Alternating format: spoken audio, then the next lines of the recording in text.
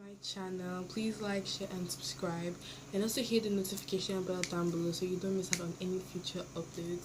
Happy summer. I know it's kind of late for some people because some people are resuming this August. I want to understand that people that are resuming in August are those in like the US, as far as I'm concerned, and I know a lot of international students are resuming in August.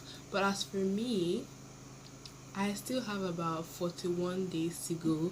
I'm resuming September 16th, but nevertheless, I need to make this video now so that it can apply to everybody, so everybody can watch it before back to school. So today's video is titled Back to School series, and I'm going to be giving you 15 academic things to do in preparation for back to school. And this series is going to be in 4 videos, and in each video I'm going to be talking about a new category of academic preparation, and all together back to school preparation I mean, and all together we're going to have 100 things to do before back to school. So we're going to be having academic preparations, we're going to be having social preparations, we're also going to be having like mental preparations. I made a full list. So we have academic preparation, organizational preparation, personal preparation, and mental preparation. And today we're going to be looking at 15 academic things. Oh god, 15 things to do to academically prepare for back to school. Okay, and let's get into the video in proper. So the first thing to do is to review your notes from the previous year if necessary. So for me, reviewing my notes from the previous year is not necessary because I'm transiting from junior to senior school. So half of the things that I'm going to do are like, I'm going to be introduced to a new set of subjects like biology, chemistry, and physics. So reviewing my past year notes is not really going to be necessary, but if you need to, if your next class is going to be, or your next academic year is going to be a reflection of what you did your previous year, then I advise that you should review your previous year notes. The second thing, according to our list here, is to complete your summer homework. So I'm not saying this to brag, but I don't have summer homework because nobody is going to give me summer homework, because it is most likely that the teachers that taught me in GS3 are not going to teach me in SS1, so nobody's going to give me summer homework. But if you have summer assignments, projects, or stuff like that, please start them early. You don't want to do last minute preparation and you ended up not preparing as much as you should have. So I advise you to start working on your summer homework or projects if you have any. 3 is to create a study schedule. Now I advise for you to do this, like this should be one of the last things you should do, because your schedule, right, needs to work around things that you are doing in your academic year. For example, there are people that have a lot of extracurricular activities, have a lot of clubs to do, have a lot of outside academic things to do. So once you've got your curriculum, your timetable, your extracurricular activity and their times, then you can now work around it and create your study schedule. And if you get these things only on the first week of resumption, then I advise you to create it at the first week of the resumption, because you don't want to create a schedule and then by the time you resume, your schedule doesn't work with the things you have on ground, and then everything starts getting jumbled up together. So just work according to the things that you'll be doing, because if you create a schedule that doesn't align with what you're doing in school, like your extracurricular activities and their timings, then you're just going to forget about that study schedule. It's going to end up in the trash and you feel bad about yourself not following that timetable. So I advise you to work around your busy schedule. 4 is to review the syllabus of your new academic year and start studying. Now, if you're opportune to have, like, if your school gives you the curriculum or the syllabus or the scheme of work beforehand, then I advise you to go through it, even if it's just researching some new terms that you've not heard before, or just like getting ahead of class for the first week. Please do.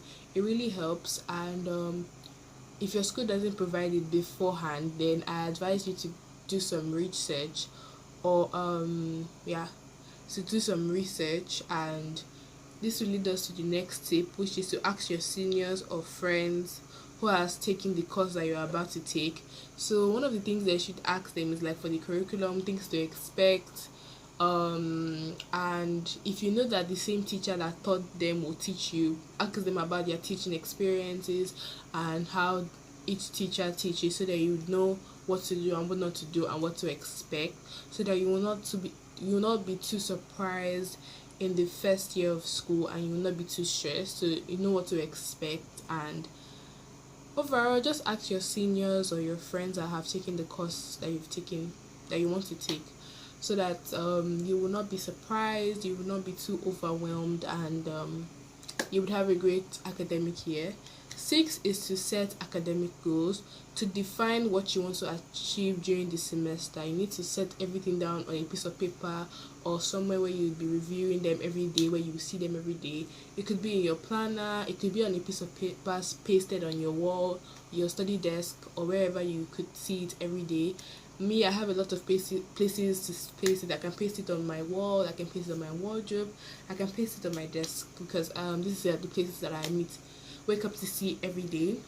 7 is to develop study habits. Now, you guys know that to develop a habit takes 21 days. So in order for you to like develop habits, like study habits, I need you to reflect on your previous year. I need you to think about the things you did, the things that made you, like, if you had any bad grade during the previous year. I need you to reflect. I need you to, go through your mistakes to understand what exactly happened. Is it that you did not manage your time well, or you did not prioritize, or you kept on procrastinating? You need to know these mistakes that you make, so that you will not take them with you in the new academic year, so that it will not be like the old one, if your old one was bad, or the previous one. 8 is to research new study hacks and to try them for the new academic year. So same thing I said, you need to reflect, you need to know the things that you did that were mistakes that you shouldn't do anymore. You need to know the things that you did that worked out for you, and you should research on new ones, so that you can try them in the academic year to see which works for you. 9 is to purchase the necessary books and textbooks for the new academic year. So you need to do this beforehand. If your school doesn't provide any of that, you please know. One of the things you should ask your seniors is the textbooks, or the kind of textbooks that you would need. And if your school provides them, fine, because my school provides them. I'll be going for them in September, so that's a long time to go. So please do. So if your school doesn't provide textbooks or notebooks, please research for the best ones and purchase them, or you can get them online. 10 is to prepare a supplies checklist. Now, I think the most exciting thing about back to school for people is like back to school shopping and hauls. So I'm going to be doing this on Friday, so stay tuned.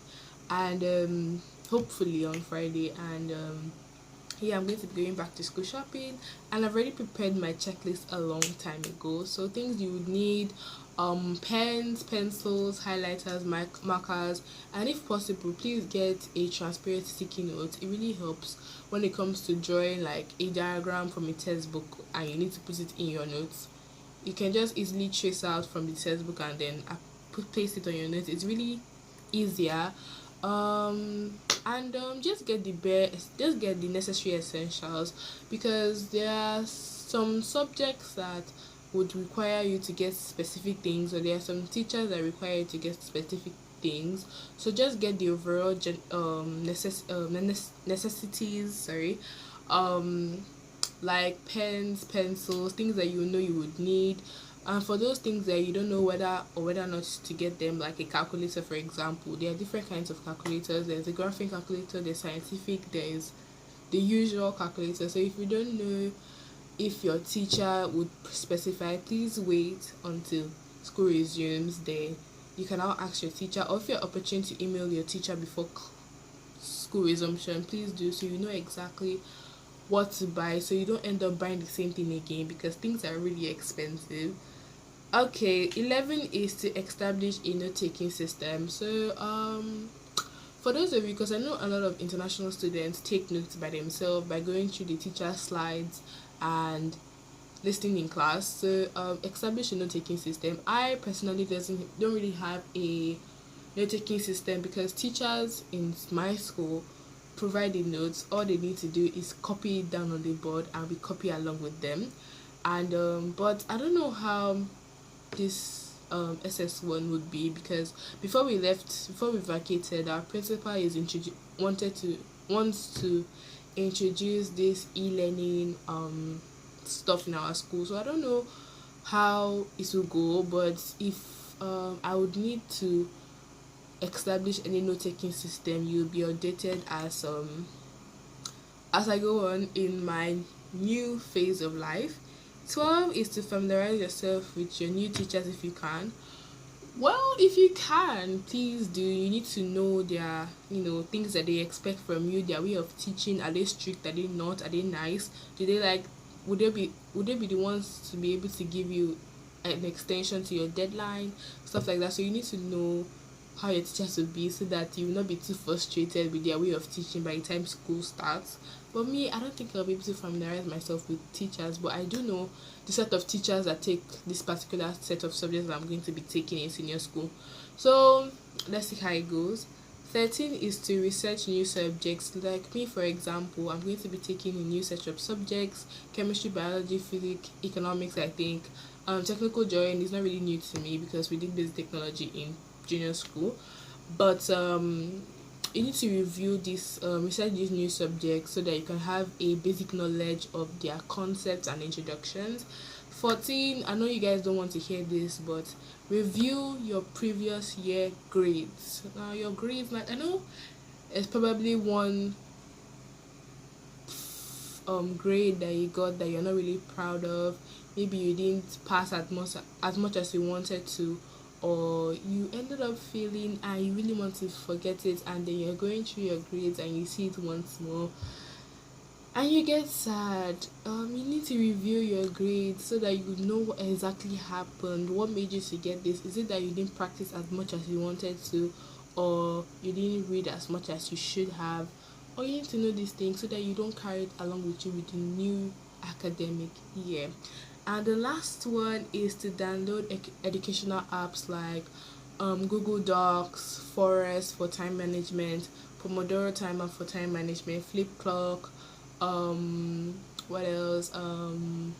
Notion, for those of you who want to like be digitally organized and stuff like that. And that will be the end of this video. I hope you guys enjoyed it, and please stay tuned for the rest of the videos for this back to school series, and I'll see you guys in my next video. Bye.